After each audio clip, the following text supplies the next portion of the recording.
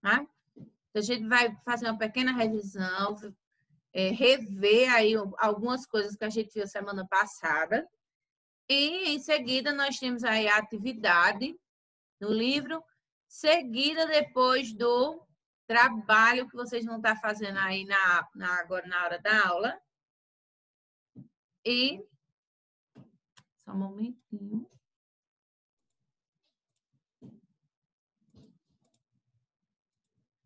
E eu sei que vocês vão amar, vocês vão sair aí excelentes, né, no trabalho de geografia, porque vocês são tops, vocês são maravilhosos.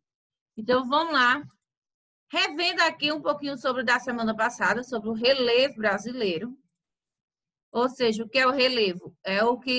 O relevo deve ser entendido como as formas adquiridas pela crosta terrestre. Então, essas formas, elas são aí conhecidas como montanhas, planaltos, planícies, serra, vale, depressão, colina.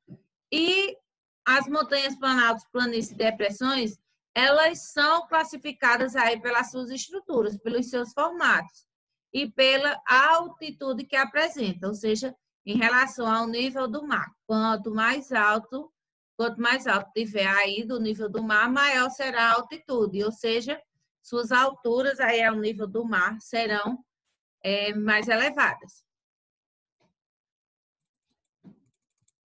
Entre os processos internos, que a gente viu a semana passada, que formam o relevo, estão destacados aí os terremotos, as erupções vulcânicas, que elas causam aí rachaduras na superfície terrestre. Com isso, o deslocamento de grandes blocos e rochas. Então, com o passar do tempo, aí esses terremotos, essas erupções vulcânicas, elas vão causar aí rachaduras na superfície, causando aí esse deslocamento de blocos, de rochas. Muitas vezes aí, quando acaba essas placas, elas acabam aí se deslocando, acabam tendo aí outros terremotos, outras coisas, aí, um tsunami, alguma coisa. Esse pirulito essa hora, menino. E o deslocamento de grandes blocos e rochas e rachaduras da superfície terrestre vai fazer com que a nossa natureza aí, a nossa terra, a nossa superfície, ela esteja sofrendo. Mas rachaduras, o deslocamento de blocos e de rochas, não depende única e exclusivamente da natureza. Nós temos aí a ação do homem, da geleira, do vento. Em alguns casos aqui, como a gente vê nesse aqui, pode ver via a ação do homem, com o desmatamento, fazendo com que a terra ela fique aí desprotegida e ela fique exposta aí ao vento, à chuva, à água, e faça com que, quando chova, essa terra ela vá sendo arrastada e acaba acontecendo aqui, ó, grandes rachaduras, não tão grandes quanto essa aqui, mas vai acontecendo rachaduras, vai acontecendo desmoronamentos, vão caindo aí os barrancos e fazendo com que muitas pessoas acabem aí, muitas vezes, falecendo por conta desses desastres. E a erosão do solo. Perceba a terra aqui, ó, toda rachada. É o que a gente chama de erosão, é a terra rachada. E a erosão é um processo de deslocamento e de transporte de terra ou de rochas de uma superfície. A erosão ela pode acontecer aí pela ação de fenômenos da natureza ou do ser humano. Então, tanto o homem como a natureza pode estar colaborando com essa ação da erosão. E ele ocorre principalmente aí pela ação dos ventos e da água. A ação dos ventos é quando a água ela desagrega os materiais que formam o solo e esses materiais, juntamente com os nutrientes do solo, eles são transportados para outras áreas no processo de erosão. Então, aqui, com o passar do tempo, a água, quando ela vem passando aqui, repetir aqui de novo. Então, a água, quando vai passando, ela vai levando essa terra, os nutrientes, e vai deixando essa outra aqui desprotegida. fazendo com que aconteça aqui essa erosão. Então, ela vai se deslocando, ela vai formando em outros solos. E principalmente quando a vegetação é retirada. Perceba que aqui ao redor, nessa imagem, eu vou dar uma... Ah, não tem como. Então, essa segunda imagem aqui, quando ela... Perceba que ao redor dela tem uma vegetação. E o que foi que aconteceu? Começaram a fazer a retirada dessa vegetação, deixando o solo aí exposto ao sol, ao vento, às chuvas, às águas. Aí, quando passar, está levando esse material aqui, esse material que forma o solo. Então, quando a vegetação ela é tirada, o solo ele fica exposto à ação da água, da chuva. Então, quando a chuva vem escoando por aqui, ela vai levando as partículas do solo, fazendo com que aconteçam essas erosões. Então, vai levando aos poucos aqui, dependendo da água, da força da água, ela vai levando com tanta intensidade, com tanta força, que ela vai fazendo esses buracos, e com os buracos na terra. Não sei se vocês percebem, principalmente aqui em Santa Cruz, como nem todas as ruas elas são calçadas. Se passar, por exemplo, a máquina fazendo a rua, planeando lá a rua, quando chove, aquela água, quando ela vem ali, a chuva quando é muito forte, ela acaba fazendo buracos novamente naquela terra, naquela rua. Então, acontece aí umas pequenas erosões, porque a água, aquela terra ali, ela vai estar exposta, ela está desprotegida, ela não tem nenhuma planta, nada ali, ela está desprotegida. E quando aquela água ela vem, ela vai levando com tudo, ela vai levando ali partículas do solo. Não, a erosão não vai ficar grande tanto quanto essa, mas ela vai ficando pequenos deslocamentos, vai ficando umas pequenas rachaduras na terra. Então, é isso que acontece. Então, quando a gente vê na rua aí, nas ruas, essas pequenas rachaduras, ela é uma pequena amostra aí da erosão. O que acontece com esses locais, esses lugares maiores aqui, como a gente vê no exemplo dessas duas imagens, da terra ter sido exposta ao sol, à chuva, ao vento, e vai levando essas partículas, formando essas erosões. Então, por isso a gente pode dizer que o desmatamento, além da ação do vento, da água e do homem, principalmente aqui do homem, que o desmatamento é o desmatamento, ele é uma ação do homem e ele vai provocar aí a erosão do solo. Então, quanto maior o desmatamento, maior vai ser o prejuízo, maior vai ser a erosão que vai ocorrer na terra. E entre as consequências aí da erosão, a gente pode estar destacando aqui, ó, os buracos na terra, a gente pode estar destacando eles, as fendas, essas fendas aqui, essas menores aqui são as fendas, e o solo ele vai perder sua fertilidade. Então, por mais que você depois tente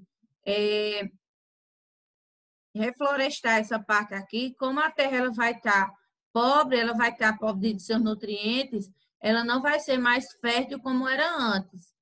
Então, se você for desmatar essa área, ela vai perder os nutrientes, essas partículas aqui dos nutrientes do solo, ela vai acabar indo embora junto com a água, junto com o vento, e vai deixar essa terra aqui ela infértil. Então, mais que você tente plantar, vai dar um trabalho aí para você reconstruir, reflorestar tudo isso aqui, porque ela vai estar pobre de nutrientes, e ela vai estar infértil.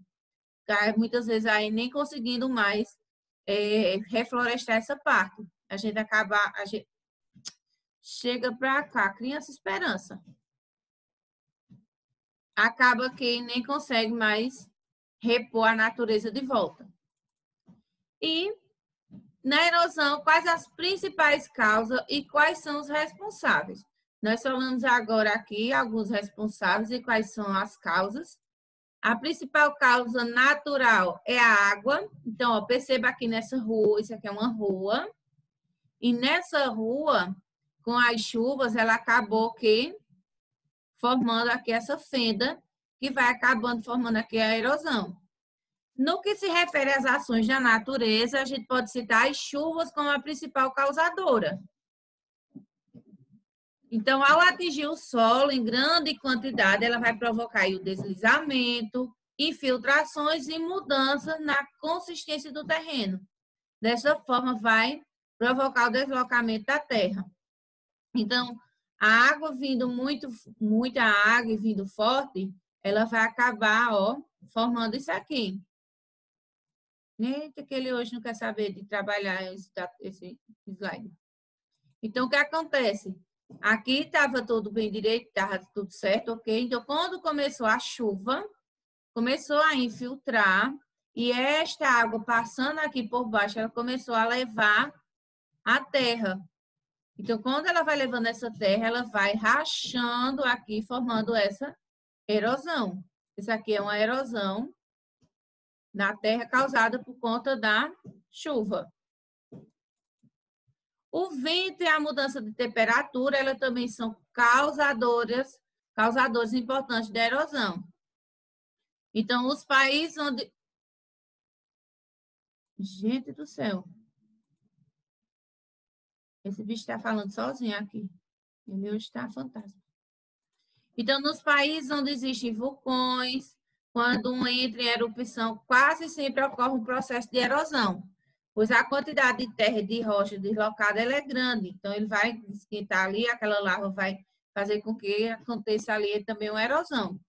E a mudança de composição química do solo também pode provocar erosão, pois perdemos grande diversidade biológica que existe no solo, que é fundamental que o solo se agregue e mantenha-se firme. Então, o vento, as mudanças aqui do vento, eu pego esse aqui para vocês, ó. Isso aqui não é da ação, não foi pela ação do homem, e sim pela ação do vento. Eu não digo que ele hoje não quer trabalhar. Então, aqui foi pela ação do vento, não é pela ação do homem. Mas, menino... Então, aqui foi pela ação do vento, não é pela ação do homem. Então, o vento vai formando essa erosão aqui. Deixa eu voltar, tentar voltar. Isso. Beleza. E a principal causa artificial. Então, a gente viu que a erosão ela pode ser de forma artificial e natural. Natural por conta da natureza, a natureza é quem vai sendo responsável.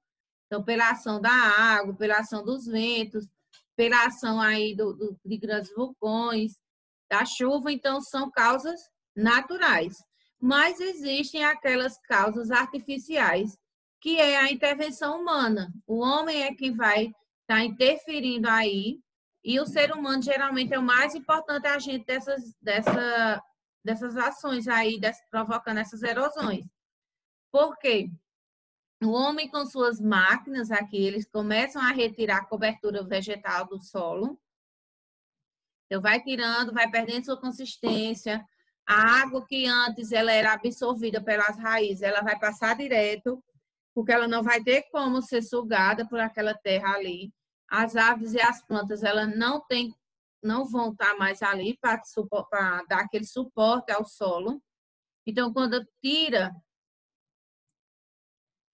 é tirado daqui da terra a árvore, as aves, as plantas, ela acaba aqui prejudicando o solo. Então, a água que iria ficar aqui, que seria absorvida pelo solo, ela vai acabar passando direto. Então, passando direto, ela vai levando ali os nutrientes e vai começando a fazer aquelas rachaduras. Igual como a gente vê nas ruas, aí quando chove, principalmente aqui nas ruas de Santa Cruz, que não são calçadas, a água, quando vai passando, ela vai levando a terra e vai formando buracos. Então, é isso que acontece. Essa perda de consistência, pois a água que antes ela era absorvida, ela passa a correr sobre o solo, ela vai passando livremente. E essa água em velocidade, ela causa aí a instabilidade consequente da erosão. E os prejuízos à humanidade? Lógico que nós vamos ter prejuízo com isso. Ela tem provocado vários problemas para o ser humano. Ocorrem deslizamentos de terra em regiões habitadas. A gente vê muito no início do ano, assim, nessas áreas serranas, quando começa a chover, e começa aí o deslizamento de terras. E algumas passagens nas regiões carentes, como nos morros, provocando soterramento de casas, morte de pessoas. Os prejuízos econômicos, que também são significativos, pois é comum a erosão provocar fechamento de rodovias, estradas, ferrovias, outras vias de transporte. Ela causa a perda da fertilidade do solo, tornando as áreas agricultáveis em áreas estéreis.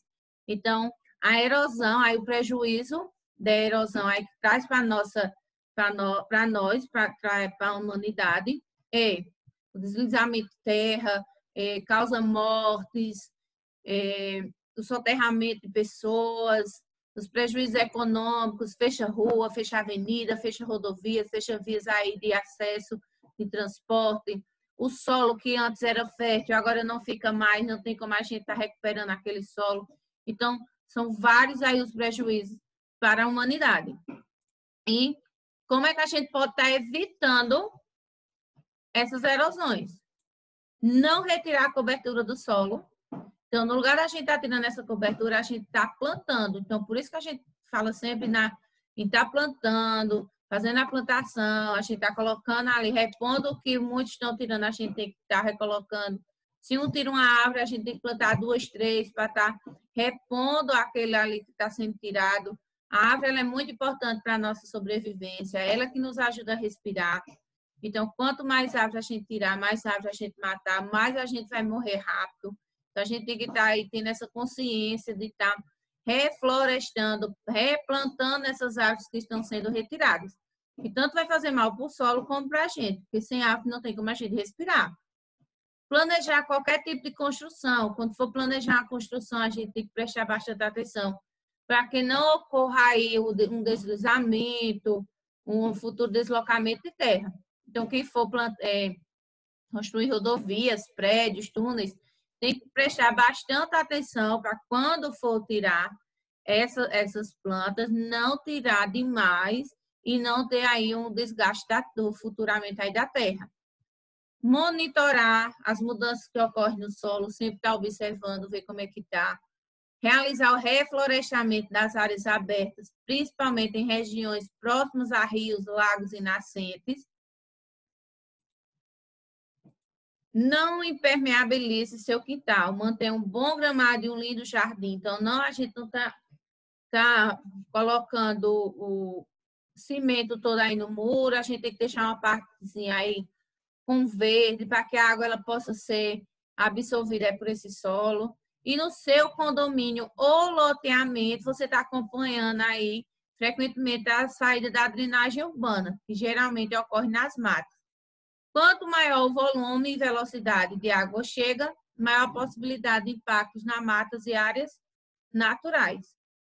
E finalizando aqui, a gente tem um vídeo curto de 3 minutos e pouquinho para vocês estarem assistindo. Então, vou estar colocando aqui para vocês. Prestem bastante atenção no que este rapaz aqui vai estar falando para vocês. Vamos lá? Quais são as principais formas de relevo?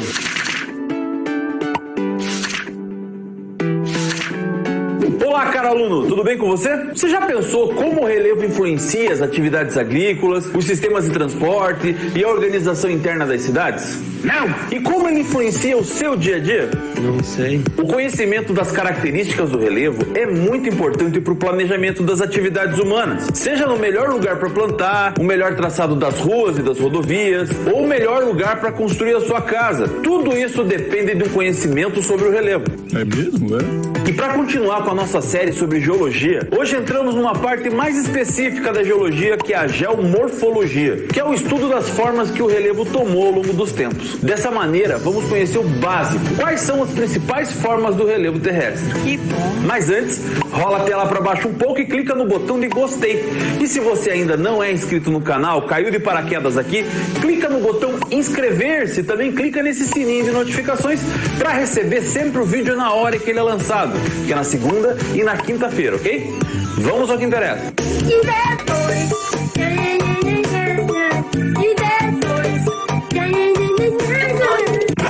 O relevo é a parte superficial da litosfera. É onde as transformações geológicas se expressam mais nitidamente, sendo também o local de habitação do ser humano e da maior parte dos animais terrestres. Em resumo, podemos definir o relevo como o conjunto de formas físicas que compõem a superfície da Terra. O relevo se apresenta de diversas formas, como as planícies, que são áreas mais ou menos planas e que possuem uma altitude próxima do nível do mar. Eles são caracterizados pela grande quantidade de sedimentos acumulados em sua superfície, geralmente trazidos pela água das chuvas, dos rios, ou no caso das planícies litorâneas, pela água dos oceanos e dos mares. Montanhas são formas de relevo que apresentam elevações e altitudes superiores em comparação com as regiões próximas dele. Alguns autores afirmam que uma elevação no relevo só pode ser considerada como montanha se possuir mais de 300 metros de altitude em relação ao relevo que se encontra ao redor. Quando grupos de montanhas localizam-se paralelamente umas às outras, formando uma espécie de parede, chamamos de cordilheira,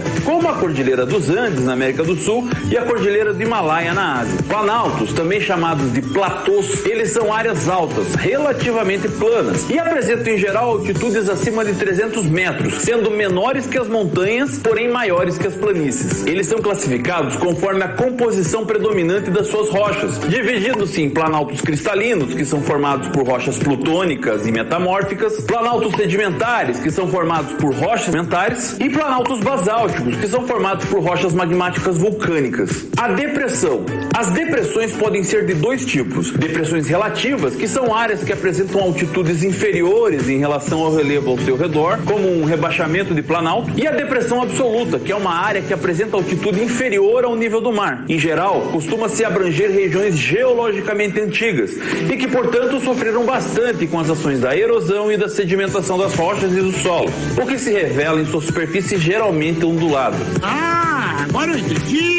E aí, tá gostando da série? Quer complementar alguma informação que eu passei aqui nesse vídeo? Quer sugerir algum tema? Deixa aqui nos comentários a sua ideia, pois pode ser que ela se transforme em novos vídeos. E também não esqueça de clicar aqui no botão de inscreva-se, nessa logo aqui do lado, e de compartilhar esse vídeo nas redes sociais, Facebook, Twitter, WhatsApp, pois isso incentiva a gente a fazer mais vídeos, ok? Muito obrigado por assistir o vídeo até aqui e tchau!